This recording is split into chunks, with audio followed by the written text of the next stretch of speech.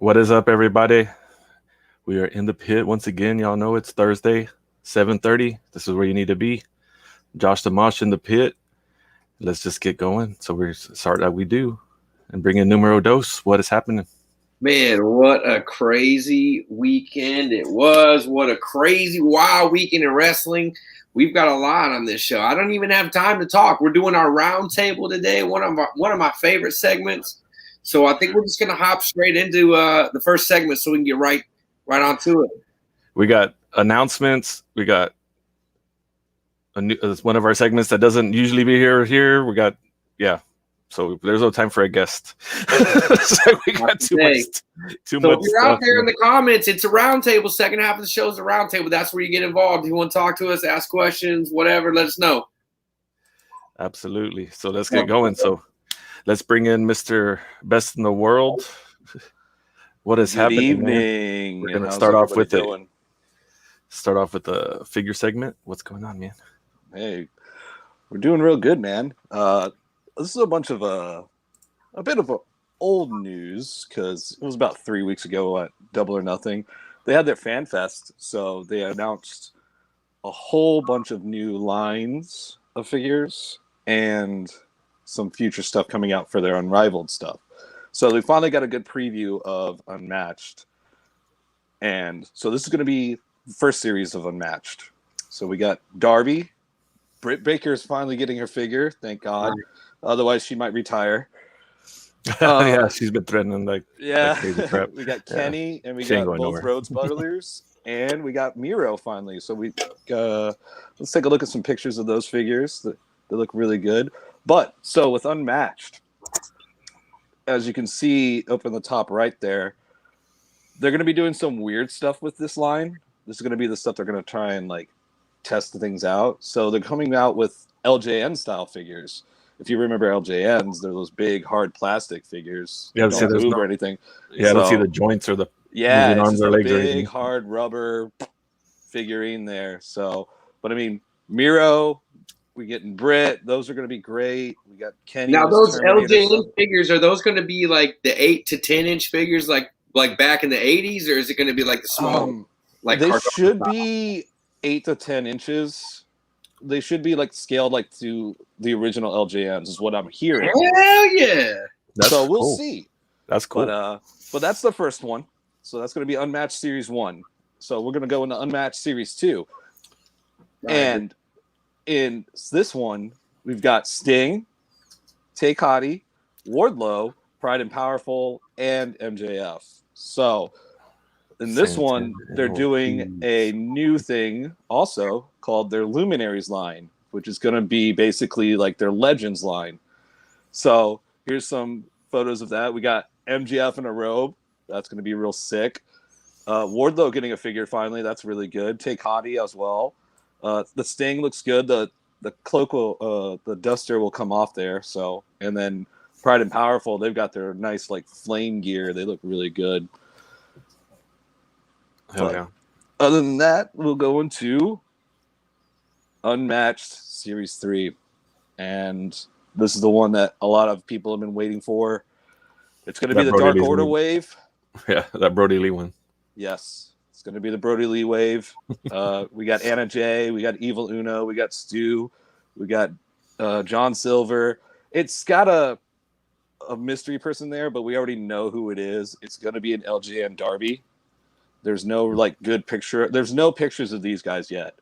Okay. There's no renders of these. This is going to be like the later on down the line, but this is what they've got coming up for Unmatched. And after that, they announced Unrivaled Series 7, which we've got some new guys and we got some returning guys. We got the Young Bucks in their LA Lakers gear. We got FTR finally getting some figures from AEW. Yep. We got a Lance Archer. And we got Nyla. I don't know how I feel about some of these. I mean, Nyla looks weird, but I feel like it's just going to be the render being like just kind of off. Oh, hopefully, yeah. Yeah, you know.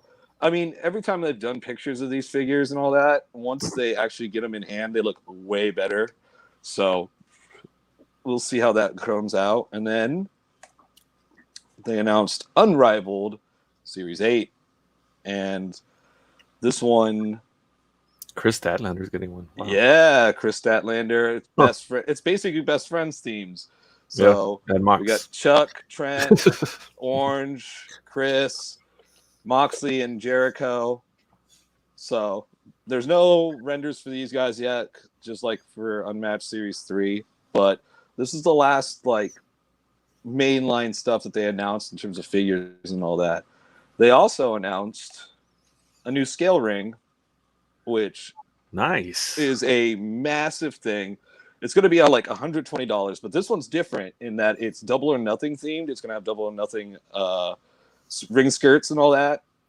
Are those actual skirts though? Yes. That actually looks like skirts instead of the stupid. It's going to be actual cloth skirts, and it's going to have an actual cloth like ring mat.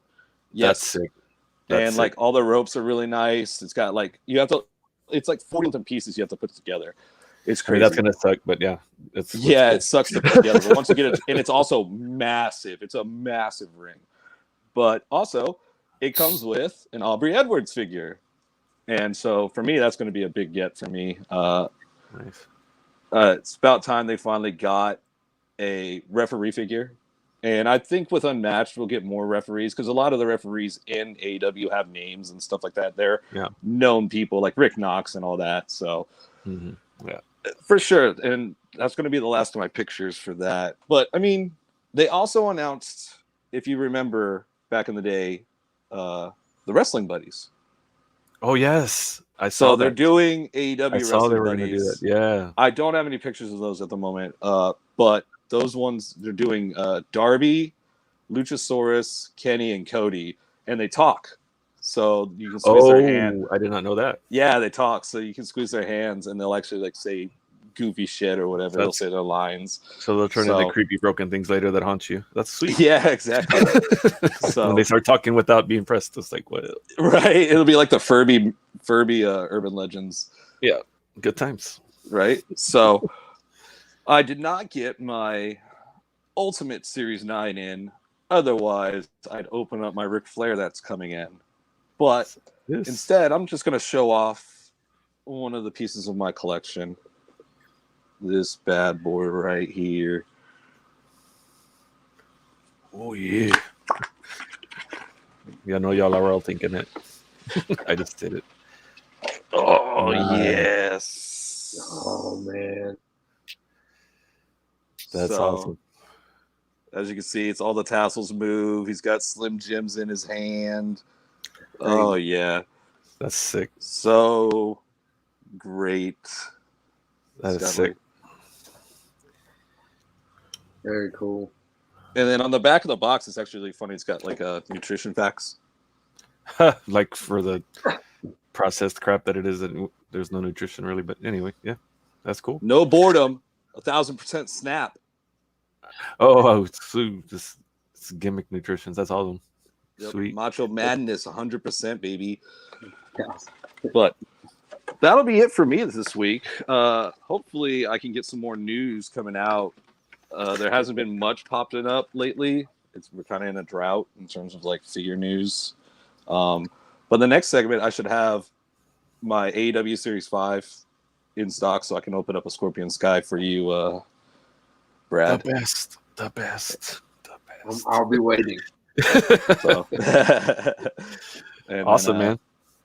But other than that, I'm good. That's going to be it for me today. Thank you all for taking the time to watch. Make sure you follow all of our social media. I'm going to be doing an unboxing video of the Ric Flair, and I'll be posting it on our page, the Pit page. So. Sweet. Just keep y'all's eyes open for that. Make sure you are following that stuff too, by the way. Everybody that's watching. All right, guys. You have a good night. Thank you. Awesome, man. Appreciate you. Yeah, that's super cool. I'm all into figures because Charlie's a collector, so that's why I'm all like get all giddy. I can't do figures. The rabbit hole is too far down at this point, and I feel like I would go bankrupt if I started collecting figures. I collect like the random ones that I like. Sure. Yeah. Very cool, man. Well, like you said, we got a lot going on, so let's just jump to Japan. Suns in 4, baby. Suns in 4. What's up? Man, fuck off. So, hey, I'm talking to you guys while I'm watching the Nets game is about to start. So if I hear some random screaming, I completely apologize for that. Hold on, let me move this fucking thing. Here we go. Okay, there we go. Okay, so let me see. Let me go share my screen real quick so I can go ahead and show you guys the greatness that occurred over the weekend, or actually 2 weeks ago. Actually, because it's been a 2 minute, weeks right? ago. Big Yeah. news. Damn, it's been a minute, right? Okay, so let's go. Okay, so the fucking unthinkable happened, guys. It happened.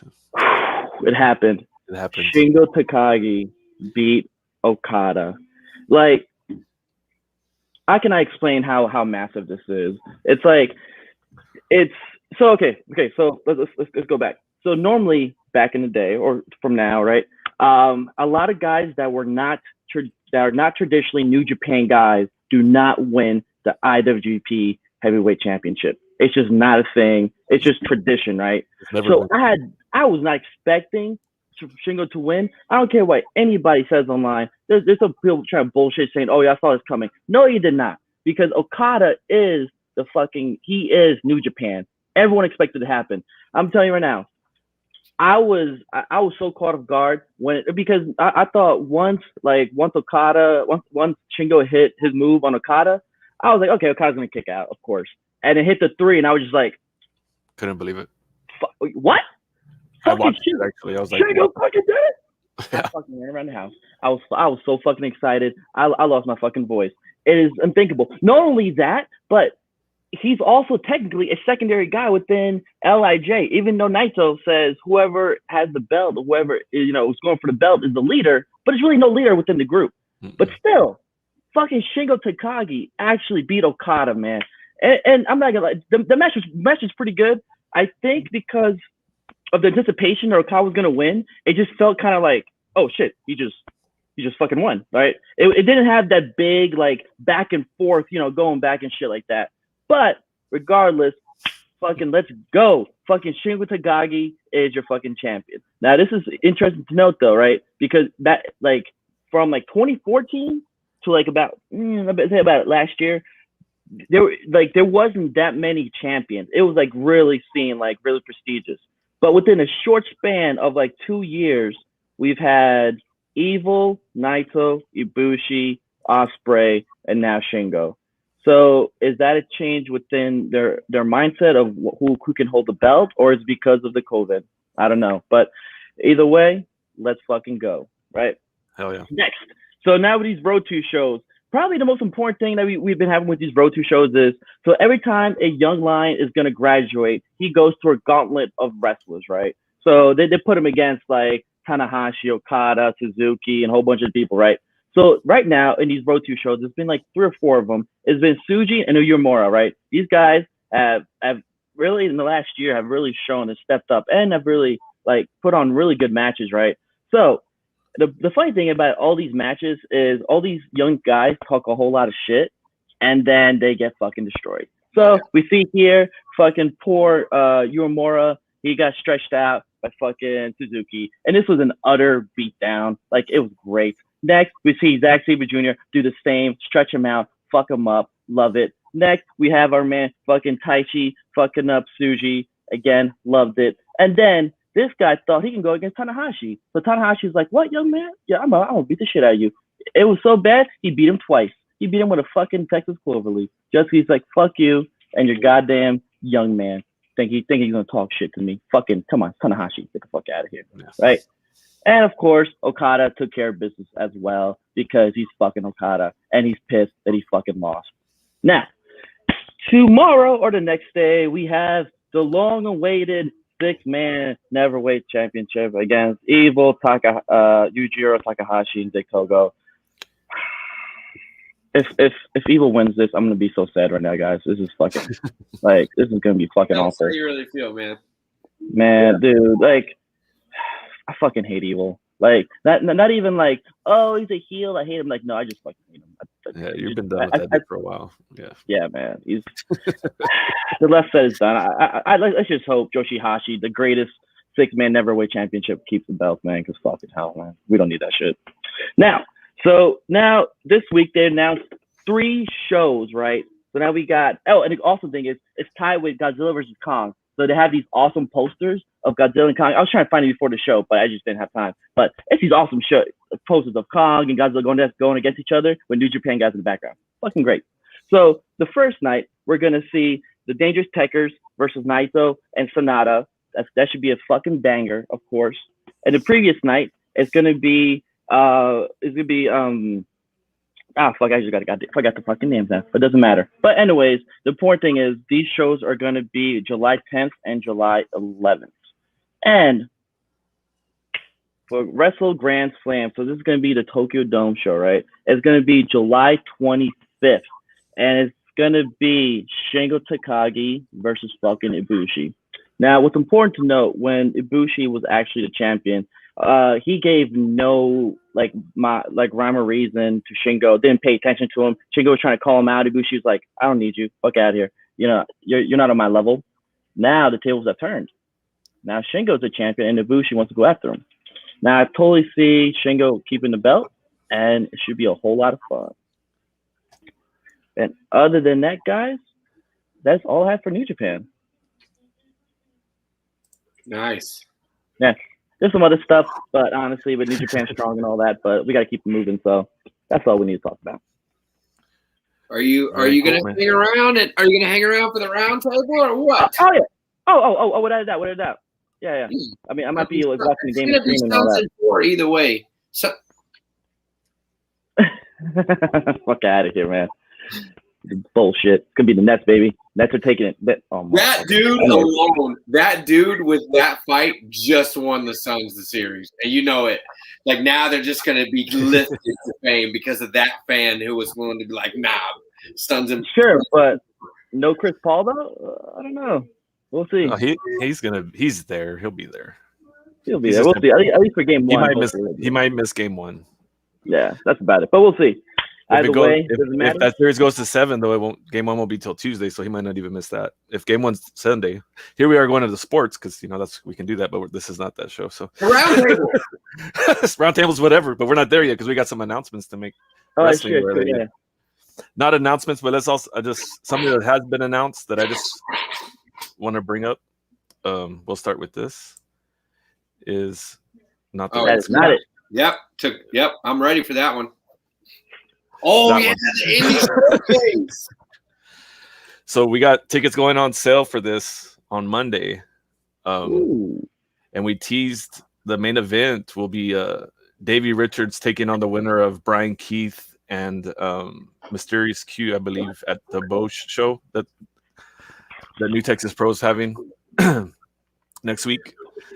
So pretty cool that's going to be the main event of this show, but it's just a cool thing. We didn't get to talk about it last week when it was announced. Kind of wanted to get y'all's feeling on, what do y'all think of, 9 companies in Texas coming together to do one show? Like everyone's, this has been done before and that's been done before. It's like, I don't remember 9 companies doing it. Luke. I don't know. Correct me if I'm wrong. No, like I was telling you guys like offline, like I'm not a wrestling promoter and all that, but I've been in many meetings with like conferences with decision makers, and you try to get like more than 5 people, no one agrees on anything. Like it is just chaos. So I am curious to see how it's going to work with 9 promoters putting on a show. That should lead to some pretty interesting stories. But regardless, I mean, how are you going to hate on this? Fucking 9 promotions in Texas working together. It's a beautiful thing. Like this whole thing of exclusivity with different promotions and shit like that. Like, yo, come on, man.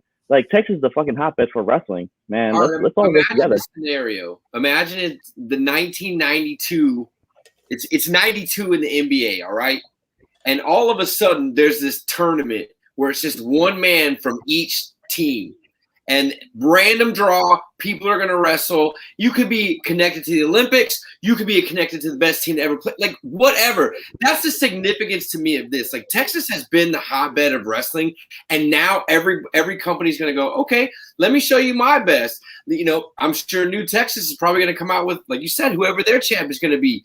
I don't know who PPW is coming with, but we've seen PPW's arsenal. So this is like some of the hottest basketball taking just one-on-one on the court and shit. You know, like this tournament, this I call it a tournament. This showcase has amazing potential. I mean, when you think about Texas Forever that we didn't get, when you think about COVID that held back several PPW shows, canceled several GCWA shows, all this stuff, all this momentum that's built up. Now we're reopened and we're going to have a showcase of Texas fucking talent. Yeah. I mean, honestly, this show could steal it for the year for Indy. Realistically. Yeah. I'm super biased, and just to clear up, JoJo was asking. Each company we're all getting our chance to shine. We get one match. Like, it's not going to be, because this is indies, guys. None of us have our own talent. Like, all the talent wrestles for all of us. Right. So it can't be, my company versus your company versus whatever. So we all get our chance to shine. So we get our one match to, show what we got. And you saw the 9 companies. Every talent is hoping to represent. So you're going to get 9 main events. Yeah, like essentially. I mean, the main event is going to be what I said. Davey Richards, but basically it's 9 main events. Because we only get one match. Like, us promoters are used to trying to put 6 together, 7 together, and with storylines and this and that and planning over. You're like, no, this is going to be, you get one shot. Like, like Eminem says, you get one shot. So we get that one shot. Wait, and I'm sorry, did you say Davey Richards? Davey Richards. So I don't think people understand how big that is. No, everyone's just like, let's just keep moving. No, it's just like, like, listen, y'all, like, Davey Richards is a legend in the indie scene. He was a staple of Ring of Honor. He actually retired. He's been retired for 2 or 3 years, right? And now he's back into wrestling, right? Yep. And we get to see one of the first times coming back in this show. Come on, man. Brian Keith or Mysterious Q. Yeah, against Brian Keith or Mysterious Q. Whoever wins that Mosh. I think that's how you pronounce it. That BOESCH show that they're doing. He's gonna come back motivated, and it's gonna be a badass. Like, no matter who you put in there with him, honestly, Texas, you can put any majority of these big Texas indie wrestlers there, and it's gonna be an awesome match, right? But you include Davey Richards, come on now. Dude, so tickets go on sale Monday. I wouldn't snooze. Y'all know the arena is gonna be where Houston Premier Arena, for what y'all are familiar with. So we're only gonna have so many seats. So y'all better thick lineup of promotions. Like, I really challenge you to think about a Texas talent right now that has not worked in any of those promotions. So that's how many talent are on the table. It almost feels like dodgeball. Like, all right, I'll start off by picking you versus you, and the next time it's like, fine, I'll take this versus this. Everybody brings their best shot here. I'm about it. I'm about it. My only complaint is that it's in Houston. Yeah.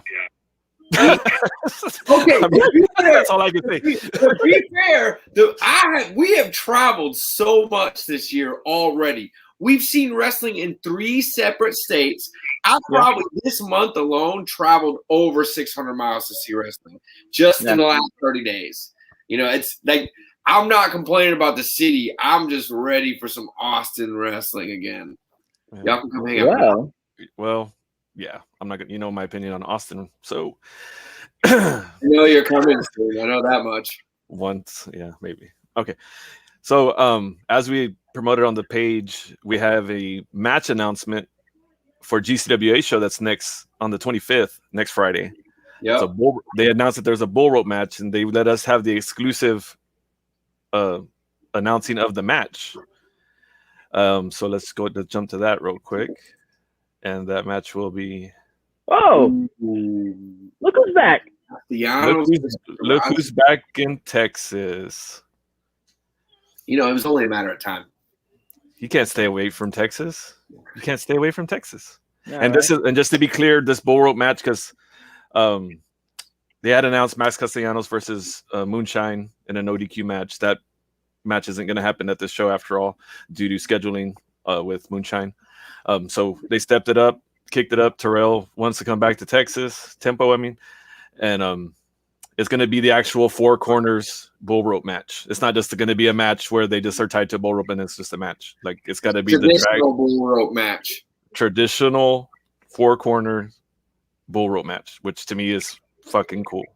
Low key is one of my more favorite matches. It's one of my more favorite stipulations, specifically because of the four corners aspect. Like, that's what makes it different. It's such an added aspect. It's like a tag team partner. You don't even have to get to your feet to stop the other guy from getting to a turnbuckle. Four corners. It's like, because there's I Quit matches, there's no DQ matches, there's that, but you got to beat the shit out of the dude to where you can drag him and touch all four corners of the ring. Like, like that's just, yeah. I will be there for it because, of course, it's GCWA. So now, an announcement of a promo contest. Ooh. That we did a promo contest last year, calling out Chris Jericho, and went really well. We raised about $2,000 to help indie talent. So we're all about indie talent. So this is for indie talent. And there's something that, you know, we're talking about how you get 5 people in a room and you can't agree, like ever get to agree. There's one thing that's kind of universal, and that is, as I'm waiting for this thing to load, a hatred for a certain person that's in the indie scene. What? Who could it be? So I felt it was fitting. So why don't we just have a promo contest so everyone can share their hate for Nastico. Wow. Because, you know, I mean, I hate him. I know Numero Dos hates him. I'm pretty sure Angel hates him. Numero Tres, Puto Bro, the man of many names. So yeah, we're doing a promo contest. Spread the word. I mean, the chat is going crazy. Like all this love, all the Nastico love is happening right now. You suck, Nastico. Yep. So that's why I figured it's something to unite everyone with our mutual hate for Nastico, because he is not the best manager. He's the worst manager. He's the worst, period, at everything. 100%. I've never met anybody that sucks more than Nastico. So he's the absolute worst. So it should be pretty easy for people to come up. We have to cut it to 90 seconds. I mean, people could probably go 90 minutes with a promo. Absolutely. About how much they hate Nastico. Yeah. It's actually very easy to come up with content for that. I'm not going to lie. So, yeah. So raising funds to help, the indie talent, because, it's just tough out there. We're getting back out there. So we'll be taking donations to get up the prize pool. And then, all the money goes to the top 3. It won't be a tournament. It's going to be one promo, whatnot. Man, I'm ready for this. I'm getting in this one, boys and girls. Can I get in, Josh? Can I get in this tournament? Maybe. It's technically for talent, but yeah. What? Oh, the talent cut. Because we're trying to get the money. We're trying to get the money to help indie talent. You know what I mean? So it's kind of to raise money for them. All right, but can I get in? But if I win, I'll just give all my money in a second to someone else. To another talent. That's very possible. Yeah. I'm down for that. A placeholder. Like, I just want to talk shit to Nastico. If I win, I'll get. I don't even need anything. It's funny that you say that, and I hear everybody talking about that. Against my better judgment, though, just to be slightly a little bit fair, because I'm an old dad and got to be fair. I've actually invited someone to join us right now to kind of help kick off this promo competition. Who would you invite? Who hates Nastico more than us? Oh my god! Oh my god! What the hell? Oh god, that's disturbing. That's not kid friendly. What's up, Brad? What's up, Puto? And what's up, Josh, the caveman? This is worse than the time that Vince invited the NWO. This is worse than the time my mother-in-law stayed way too long. This is the worst thing that you've ever done, Teague. Listen. Man, my time right there, y'all know he hates it because he called me Teague. He only has enough money to pay me for a couple of minutes. So let me tell you, my name is Nastico. I am the best Trastico. manager. You think all it takes to call me out? You better bring that heat. You better bring that fire. And you better get nasty. Because, yeah, there's a second place. There's a third place. But to that winner, you're going to get some money. But you're also going to get a chance to say all that to my face. I don't care where and I don't care when, but it'll happen and I'll make it happen because I am the best manager. Brad, look at your head. You look like a penis. And you're one to talk. You're so fucking ugly. You wear a mask everywhere. At least if I took this mask off, your wife would leave you like that. Oh, you think so? You think so? I dare you. I dare you. That's fine. If my wife leaves me for you, I don't want her here. Like, that's just where I'm at with that decision. Every one of your girls have this in common. I am the best manager, and they know it's true. My wife actually asked me what the point of you was. She's the only person. I got a point for her. Wait. He said, I always see Nastico on Facebook, but I don't ever see him doing anything. Well, sadly, that's not true because I haven't been on Facebook in like 10 to 12 days. What? Did you get banned again? I've been banned on Facebook for a while. He's been banned for a while ever since Charlie's birthday brawl for some reason. He gets banned just for logging in. Like Facebook's like, oh shit, not this guy. 30 more days. No, listen, I got some people. They probably snitching on me and calling the cops on me because all I said was I'm gonna beat you up, and they thought that was too much. Josh is the one who probably snitched on me because he's mad that I wrecked his balls at his son's birthday, and his son is gonna call me daddy. Ooh. So listen, anybody should join. I want to have the most contestants, and I'm going to watch every single promo, and I'm going to message you like, did you mean that? Because we can fight. I think what would be even better is if this was one of the, like, no one submits anything. Like, everybody's like, nah, who cares? Like, who really wants to shit on Nastico? Listen, I just point out, money. He's such a bad manager. He's not making that much money that he has dial-up internet. Bro, what are you doing? What is this shirt you're wearing? What is this face you have? What you talking about? Wu-Tang? Are you about to start charging for Wu-Tang? You better slow down. Matter of fact, hey, go make some money and get a better internet connection because your shit is fucking awful. You're using dial-up right now. You keep freezing up. Well, I'm at your mom's house, and this is all she's got, so don't blame me. Really? My mom's a state. And first off, Jersey didn't live here, so fuck off. And there's no way you're right. Angel's mom have terrible internet. I've met Angel, and that is just one bougie family. Angel's mom probably has 1 gig per second internet. Okay, sir? She does. Angel's mom's cooking sucks, but that's another story. Anyways, let's talk about this promo tournament or promo contest. If you're out there listening right now, you're like, man, I need some money. All I got to do is call Nastico out. Let me know. Did I just get kicked out of here? Oh, sorry. I thought I got kicked out. Stupid. I was like, oh, hell no, not again. He put his own poster up, and he thought he got booted. This guy has no clue. You're gone again, Nastico. No, you see that promo challenge. 90 seconds. I know you guys probably don't ever last 90 seconds, but if you can make it to 90 seconds, turn it in.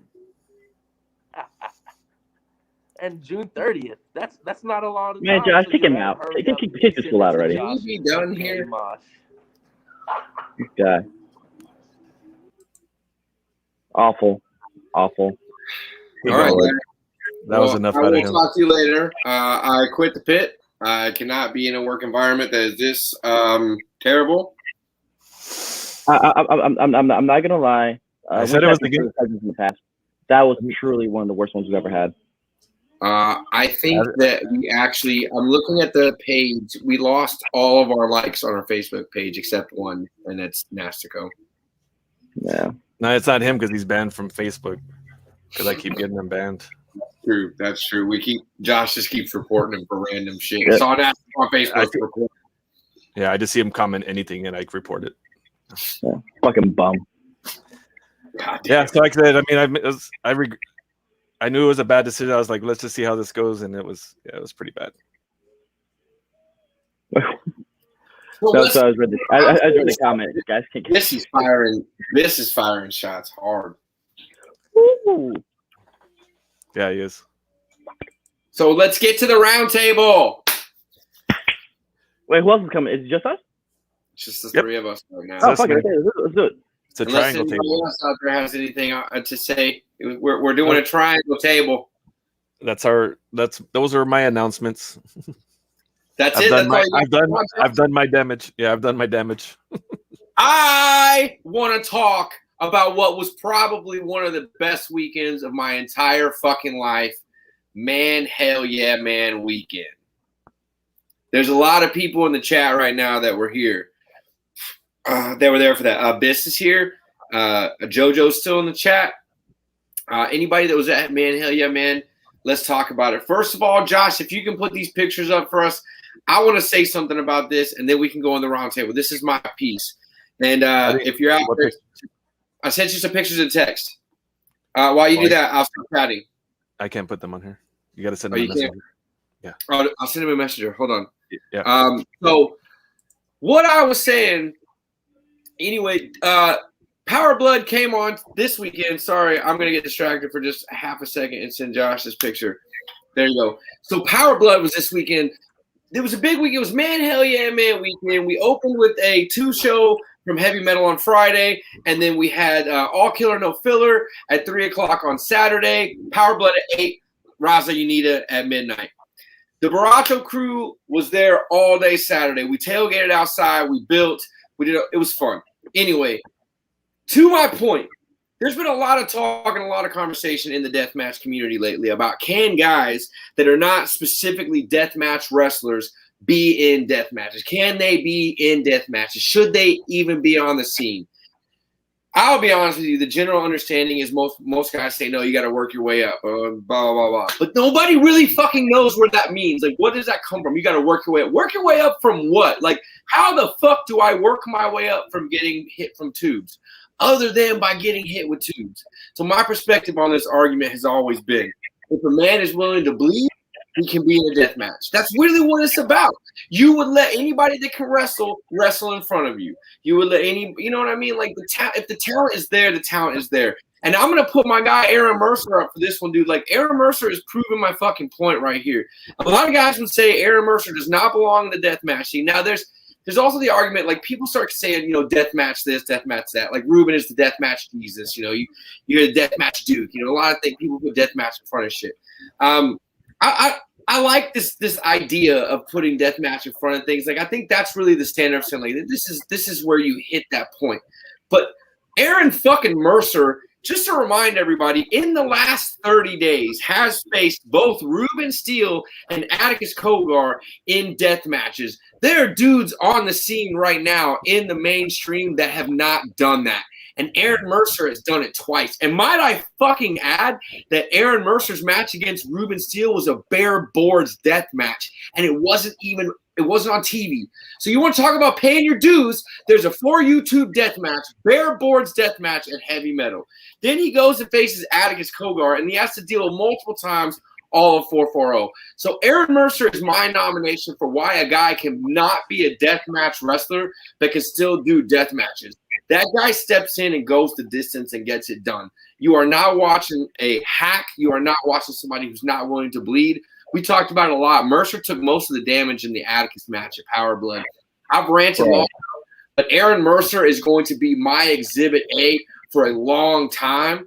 Exactly. Thank you. Biss's comment is perfect. It's a stipulation, not a division. This was a comment I made a while ago, and I referenced Aaron Mercer the first time around because that's when this argument was getting momentum. People were like, oh, this guy shouldn't be here. That guy shouldn't be here. The reason Mercer was supposedly in a death match with Ruben was the storyline was Mercer's back from an injury, and he's out to prove that he can beat everybody at their own fucking game. So how are you going to beat Ruben at his own game other than in a death match? So that's what he sets out to do, is to compete. I love that statement. It's a stipulation, not a division. I don't think we should judge anybody until the match is over. And Aaron Mercer right now is a staple. Like, he is proving this equation right. He is a guy that can step in he was bleeding. When he walked out of Power Blood, he was gushing down his shirt. It was nasty. That dude hung in there. Crazy talented, crazy abilities. And then tomorrow, maybe it'll be an MMA fight. The next day, maybe it's back to pro wrestling because he can do it all. And we need more guys like that in the scene. That's my point. Stop telling guys they can't be in death matches. And I'm just going to go a step further. That's some Alex Colon type of shit, okay? Like, I love me some Alex Colon. That dude is talented as fuck. But to say that he is not creating this mindset of, oh, you got to pay your dues. Oh, you got to pay your dues and this and that and the other. Everybody came from somewhere. Alex Colon wasn't a deathmatch wrestler when he began. He wasn't a deathmatch wrestler for a long time, and now people are trying to call him the GOAT. So that's another example of why you just need to let people do this shit. If they aren't in a deathmatch, we'll laugh them out of the fucking room. Don't you worry about it. We'll let them know at the end of the match that he fucking sucks. That's my point. That's my one roundtable argument that I wanted to bring here. It's just that this stereotype of this guy can't do this, that guy can't do that. I don't give a shit. Show me ASF versus the biggest ASF versus Moonshine, whatever. ASF was in the no ring death match too. This shit was awesome. Rob Nina was a bomb show. The whole weekend was crazy. Anyway, I'm ranting. That's my spiel for the roundtable. Tell me how I feel. I mean, hey, mic drop. I mean, Yeah. what else to say about that shit? Yeah, you can't really argue. I mean, shit. Yeah. Anyone that does is just closed-minded, which sadly, that's a big part of this whole industry. There's a lot of closed-mindedness. And it follows it that way everywhere. Like, this is not just to deathmatch. It's in AEW. It's in WWE. It's everywhere, man. It's just this ridiculous idea that, and really what it is, it's fans couch quarterbacking. They're trying to say, oh, I know who the best is, and Mercer doesn't belong in a death match. Well, fuck that. Mercer's like, fine, I'll go out and face Atticus. You want to bring Necro Butcher in here? Who cares? You know, whatever. Like, fucking let guys do shit. Yeah, exactly. But like I said, the whole thing is just everything's a division. Everything's a this and that. It's like, no, it's fucking wrestling. Period. Wrestling, like, if you like it, watch it. If you don't, turn it off. But like, I mean, deathmatch is one of those things everybody always says, you know, you can't be a wrestler. Okay, well, what's your physique? Deathmatch is even worse. Like, it's not fake blood, it's real blood. Like, that's legit. Like, we know, we've all seen Jackass. The idea that dudes won't beat each other up for real needs to be out the window already. Yeah, for real. I mean, the light tubes are real. The gusset plates are real. They're sharp as fuck. We tailgated all day, Josh. The Baracho crew built a ton of weapons. Like, we were out there. We built. I mean, honestly, when it comes to a weapon standpoint, probably 15, 20 weapons we brought. When you start talking about light tubes, we had easily over 120 light tubes. We had 30 12-foot or 8-foot tubes. It was crazy. Yeah, the one with the needle. Hey, don't forget. I you probably don't have the picture, but you guys took that garden fence and put how many tubes in that thing? Lattice. Yeah, the lattice that you put. I have no idea how many tubes it was. I would say easily 25 to 30. Easily. Yeah. That got used in Ruben's match. That was crazy. So we're mid-match, and they bring this thing out, and Ruben and Neil are going so nuts, it won't stay up. Now, we've taped it on each. Oh, yeah. Big shout-out to JoJo. Real shit right there. My guy JoJo showed up with like 50 tubes as well. Just came in there like clutch. JoJo, thank you for helping the Baracho crew out that day. But yeah, we built this mechanism. Yes. I know y'all had to actually hold it up or hold it there. You and numero uno. We had already talked to everybody and worked everybody. We even got to set it up in the ring before the match. So I just shouted at Dunbar from the crowd. I was like, "Can we go hold it?" And he's like, "Do it." So there we are. Me and Juan just holding this fucking thing like this. It's crazy. It was crazy. It was the best thing that ever happened, man. Like, we've had a lot of good seats in death matches. Like, we get pretty lucky. Like, them front row seats you can get them pretty easily. Ooh, this was the best seat in the house. In the house, there was glass in my butt crack. That's how I knew that this was the best. I'm telling you, when he threw Neil in that thing, all that glass just shot across the wall. Yes, that was a big boom. Yeah, that was a cool spot. Dude, I've seen you like enjoy shit and be like on a high. Like when you're done with that, you're like, all right, this is it. Where do I go from when I left from there, I was like, where do I go from this moment? Like, But we had some good conversations. We already have a word on several shows coming up. We got Loco versus GCW on July 9th. We've got ICW August 13th and 14th. It's either 12th and 13th or 13th and 14th, but it's there. We also have some other heavy metal now for September shows. So we got a lot of opportunity. The Baracho crew's already been talking, getting our stuff together for the next show. So we're excited about the next one. We learned a lot about what we could do on this show, man. A lot. Oh, yeah. Super crazy. So for those of y'all that are old school fans, y'all like this. Super Crazy was at Raza Unita the other day. And that was the coolest shit. Like, I think everybody in the room, like, their inner child came out. Yeah. I stumbled across my words when I talked to him. I was like, I bought VHSs that you were on when I was a kid. So I just want to point out, probably my favorite match of the whole weekend was RSP. Like Ricky Shane versus George Scott. My God. Okay, so I'm gonna say this right now. Like in a death match, like hierarchy, RSP's up there. He's way up there, right? So I was expecting him to like, oh, okay, yeah, he might do some stuff here and there, or whatever. This dude was bleeding from every part of his fucking body. I was like, damn, yo, he's really fucking into this match. Like, I was just so impressed because, like, I see him in some events and he bleeds a little bit, sometimes he bleeds a lot and all that. But I'm like, okay, yeah, he's not going to do much. And he put on, him and the other homeboy put on such a fucking show. God damn, you know why? He's got a blood disability. His really? blood is thinner than most people. It's like some kind of disorder that his blood is thinner. So he bleeds extremely heavy. He actually was talking about it in the Matt Tremont documentary. And he was saying, like, most guys, like, will blade this way or that way. He's like, I just put it to my forehead and push because I'm going to bleed no matter what. Like, my blood is really thin. And it's very true. If you hit him with tubes, he'll bleed more than everybody else. It's crazy, yeah. Oh, and then, like, someone shout out Matt for Sadiqa. That was insane. That was Sadiqa took some bumps. Dude, I thought she died. When she got thrown off the stage and she was laying on the chairs. Now her ass just laying right on the floor, right on the concrete. I was like, oh, okay. It went right through the chairs.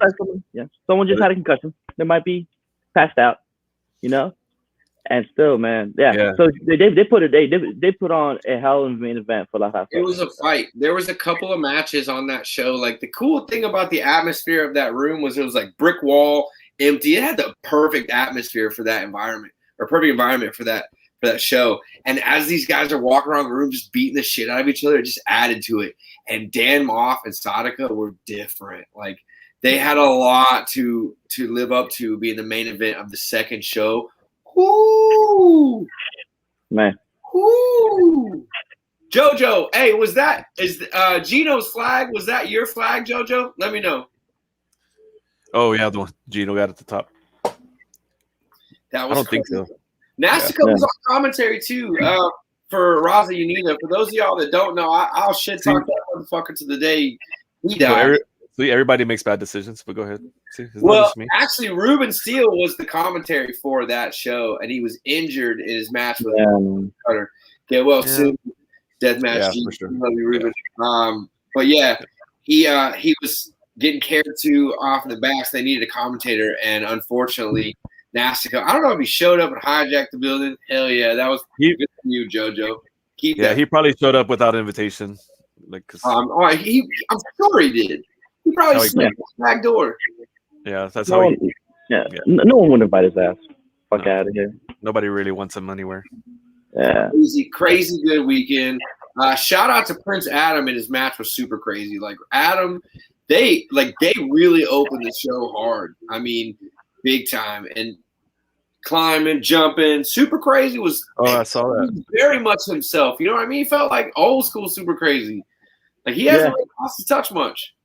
And I'm not gonna lie, because of that. When I was going back home, I was totally listening to the Cumbia Kings, because like when he came out, it started coming out with a dance. I was like, okay, yeah, hell yeah, shit, okay, hey, I can fuck with this. Fucking Cumbia Kings, okay. Yeah, he always had different music. That guy. I'm really glad that he's back on the scene. Yeah, and like, and it being an opening match, I mean, to me, like that's. Like the second most important match of the whole card, if not the most important, is the opening match. Everyone's like, "Oh, you're going on first." It's like, no, you're going on first. Like, you know what I mean? Like, because the opening match and the main event, like Yeah. those are the biggest spots. Yep. So for them to almost horrible, yeah. for them to do what they did with the little highlights that I've seen, I of course wasn't there. I But, agree. Super Crazy's on the scene, Josh. Super Crazy is on the scene. He is bookable right now. He's working. Yeah. He's working IWA Mid-South. So his feet can't be that large. Yeah, dude. Twice. Sorry, Biss. Am I breaking down some? Am I saying too much? He's telling me to be quiet. Telling stuff that people already know. Yeah. Don't give away our secrets. I know. Yeah, sorry. The other match I wanted to shout out was Delilah Doom and MV Young. That match was fun to watch. Like, I'm not typically like an intergender match kind of guy or even a gimmicky match kind of guy, but honest as shit. Hell yeah. Wait, no, Juan's not the hypest dude. I am. Juan, I'm definitely the loudest Baracho. It would be me or Angel for sure. Yeah, I think that was a typo.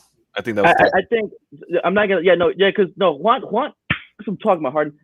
So Juan is okay. So it's different, right? Because Juan is very quiet, but when he drinks and he's on the Lucha show, he's like the Don, right? You know, he does those shit like that. Yeah.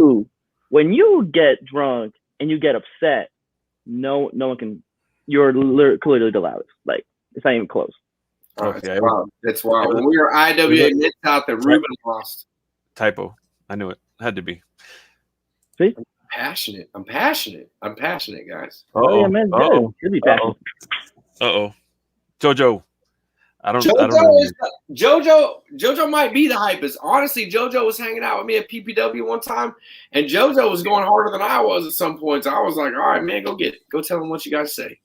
Yeah, but JoJo gets in the face and talks. Like, you're like yelling and the whole place can hear you. Like, the whole place doesn't hear JoJo.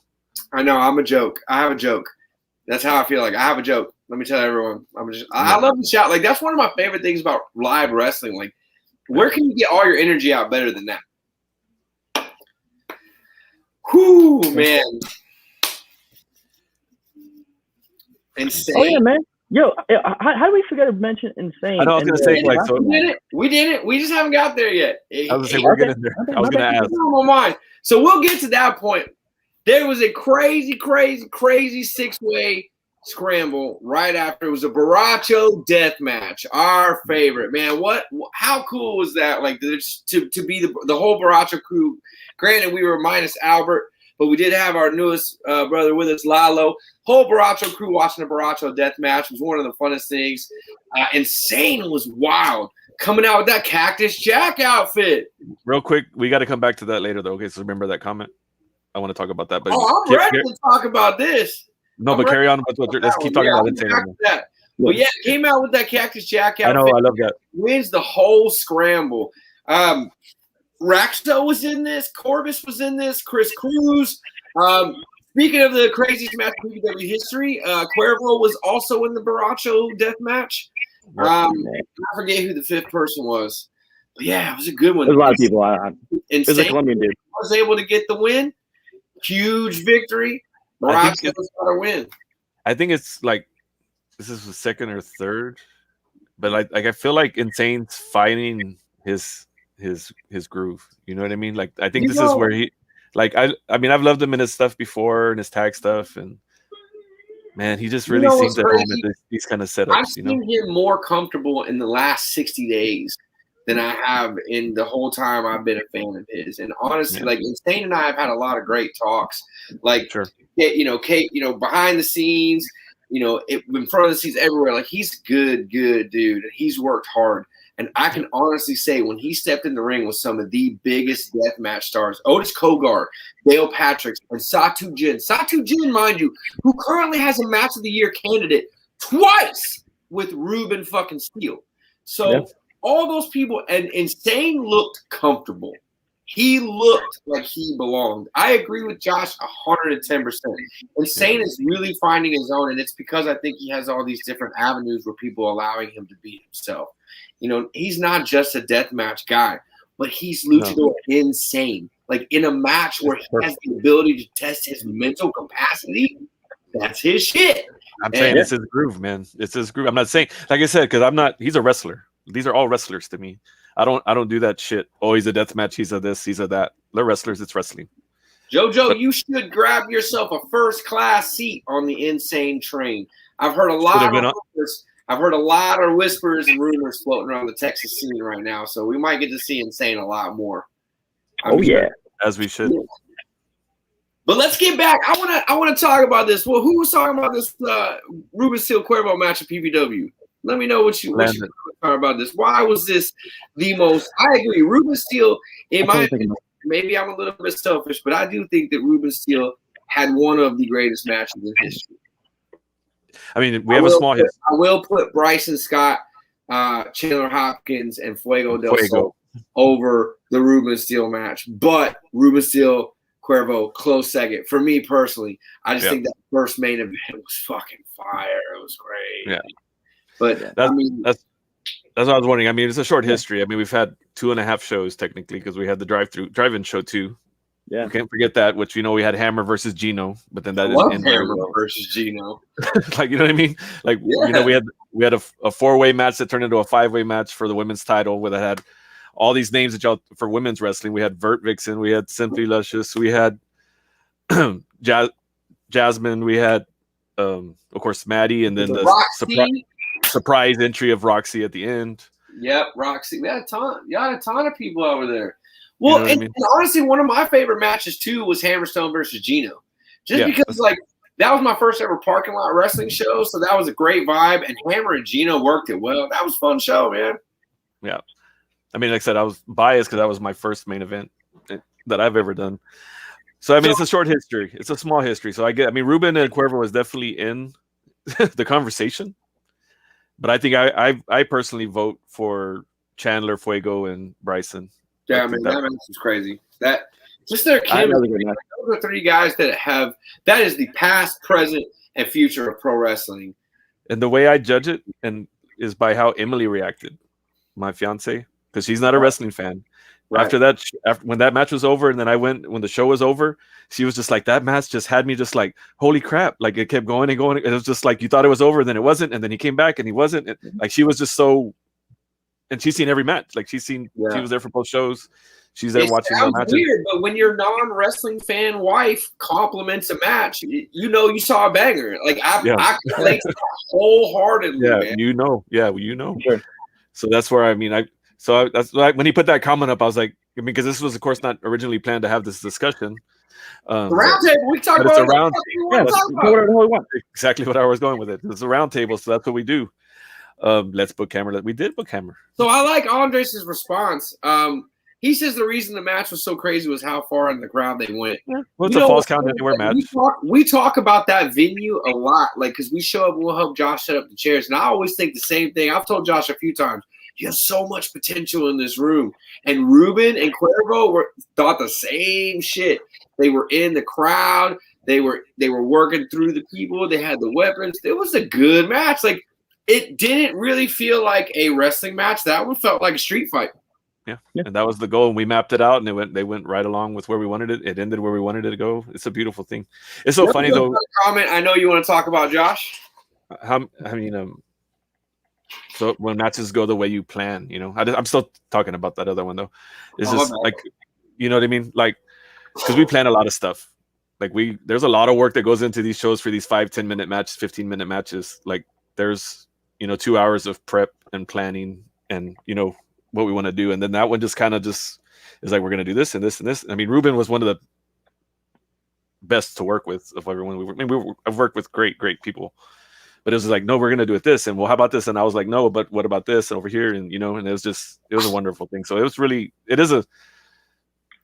high in my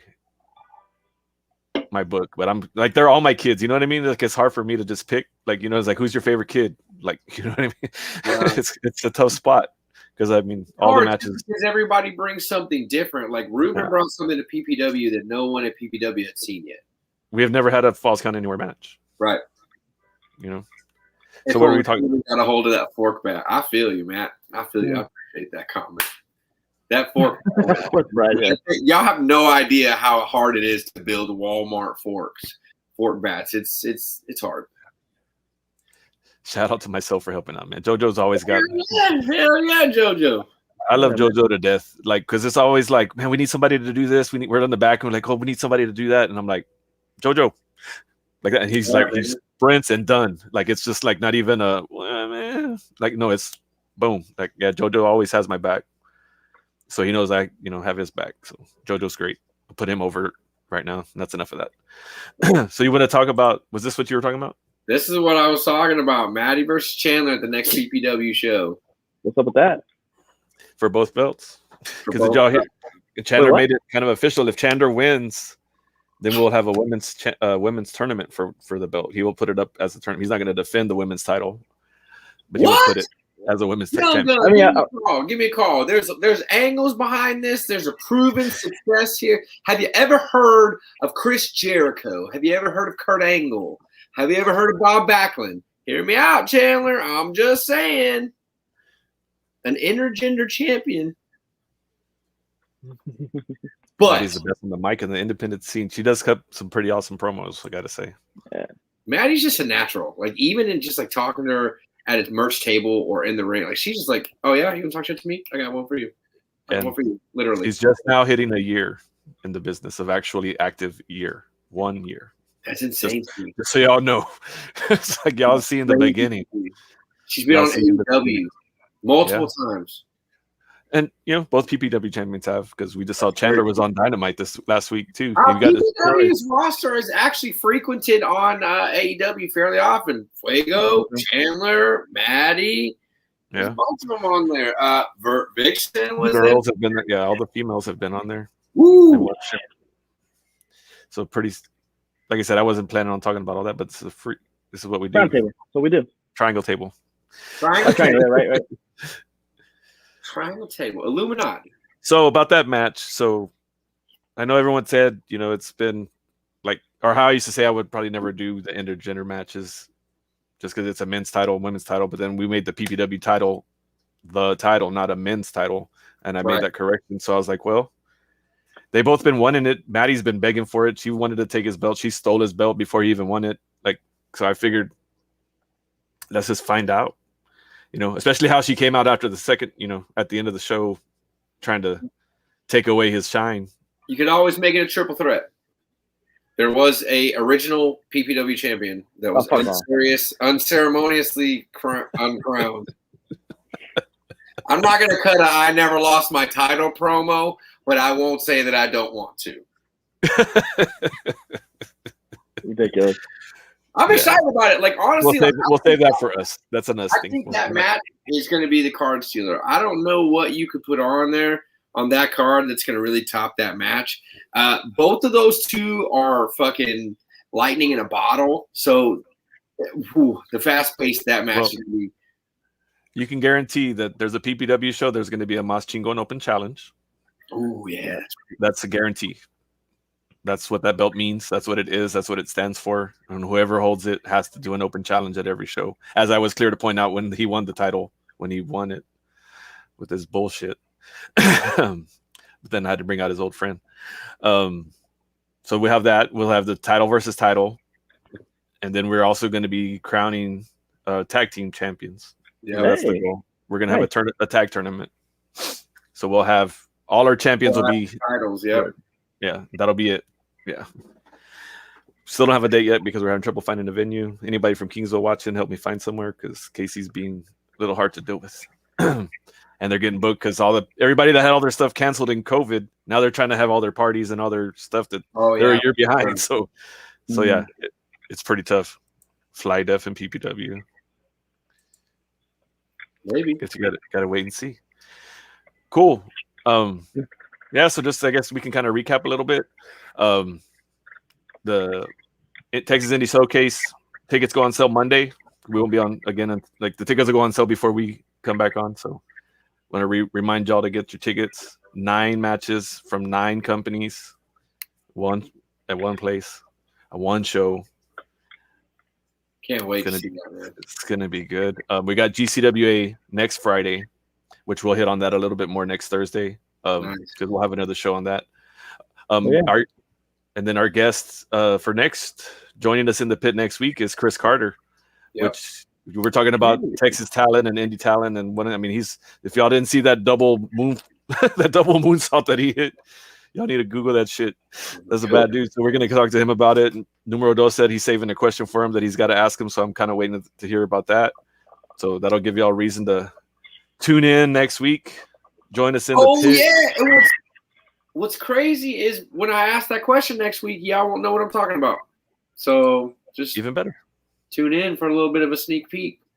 Yeah, man. Very cool. So we'll see y'all next week. Thank y'all very much.